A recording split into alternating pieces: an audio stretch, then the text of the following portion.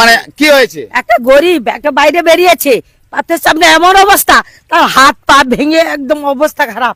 তাহলে আপনি কাঁদছেন কেন?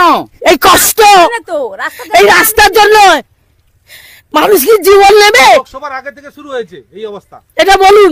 লোকসভা জিতে। আরে আপনারা কি বুঝতে পারছেন? আমি সরাসরি আপনাদেরকে এই যে বার্তা, মাননীয় মুখ্যমন্ত্রী নিশ্চয়ই এই লাইভ দেখবেন। আমি মুখ্যমন্ত্রীর কাছে আমি বলছি, গ্রামীণ কৃষি শিল্প সমাচার পত্রিকার সম্পাদক হিসাবে বলছি, মাননীয়া, কিছু নয়, মানুষের এই যে গ্রামের মানুষের দুঃখের কথা আর কিছু নয়।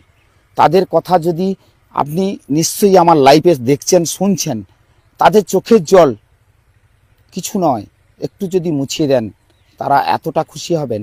এর থেকে বেশি কিছু চাই না। আপনার কাছে সব আশা করে তারা লক্ষ্মীর ভান্ডার পায়। না, লক্ষ্মী ভান্ডার আমি পাই না, আমরা পাই। লক্ষ্মীর ভান্ডারটা কিন্তু পায়। হ্যাঁ, লক্ষ্মীর ভান্ডার